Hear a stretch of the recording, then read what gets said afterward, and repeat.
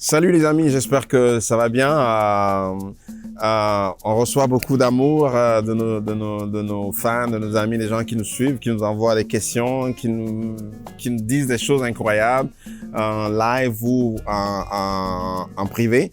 Et ça nous encourage à aller de l'avant, à nous améliorer tous. Et on avait commencé une série de vidéos sur comment regagner le temps, les années perdues. Et la plupart des gens se disent, mais le temps perdu ne se récupère plus. Et non, vous pouvez, on est relax. Il y a du bon café qui arrive, alors les amis, je suis content.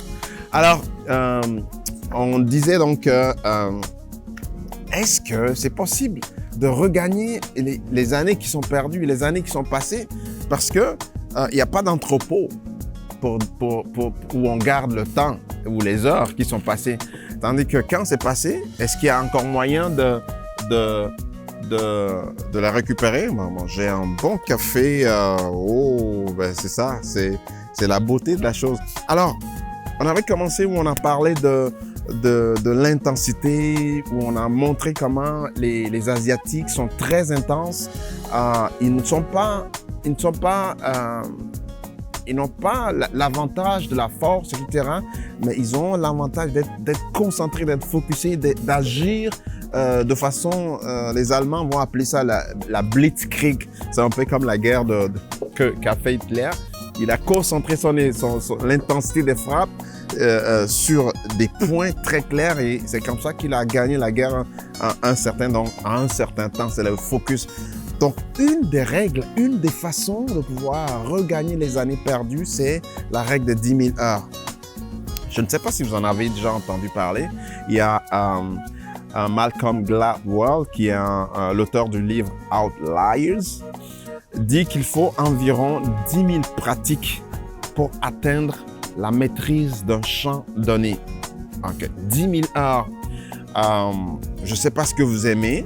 Je ne sais pas quel est votre don. Le système scolaire nous a appris que tu rentres au primaire, tu fais le secondaire, dépendamment où vous vous trouvez.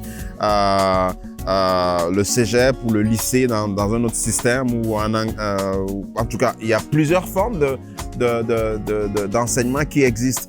Et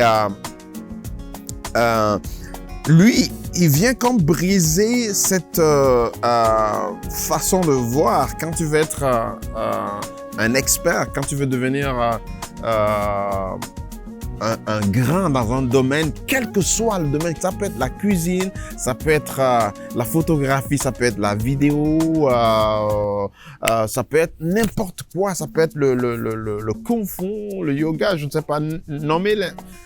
Il te faut 10 000 heures. Et 10 000 heures, comment est-ce qu'on arrive à conceptualiser ça pour devenir et dire que dans 5 ans, je vais être le meilleur nageur au monde? Il y a un jeune qui, j'ai oublié les noms, je ne vais pas aller dans le terme, mais c'était un des meilleurs nageurs au monde. C'est un Australien ou un Américain, je ne sais plus le nom, mais je vais peut-être mettre ça dans les commentaires. Le jeune a été voir ce grand nageur, le meilleur au monde. C'était aux Jeux Olympiques je pense de Moscou. En tout cas, je veux pas... Mais en fait, qu'est-ce qui s'est passé? Le jeune avait 14 ans et il voulait un jour être à la place de ce nageur qui était son idole en fait. Et le jeune homme s'est mis au travail. Il a travaillé 8 heures par jour. Et en 5 ans, si tu travailles 8 heures par jour sur dans le même champ donné, 8 heures par jour, en 5 ans, tu as tes 10 000 heures. Tu deviens une machine. C'est le secret des gens qui réussissent. C'est le secret des gens qui influencent leur monde. Parce qu'ils ont compris que pour que je devienne un maître dans quelque chose que j'aime, il me faut 10 000 heures. Alors, ils se mettent au travail. On va voir des jeunes qui font des rollers dans la route. Ils font ça 8 heures. Ils tombent, ils se relèvent. Pendant 8 heures, ils tapaient ça. En 5 années, il a battu le record de son idole.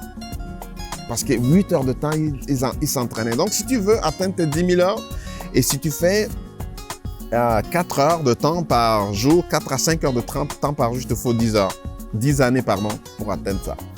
Si tu travailles 8 heures par jour, il te faut 5 ans. Donc, tu peux t'organiser. Si tu aimes les mathématiques et tu veux devenir un génie en mathématiques, il te faut travailler 8 heures par jour. En 5 ans, tu deviens ce que tu veux. Donc, c'est ça qui fait que les gens peuvent prédire leur vie.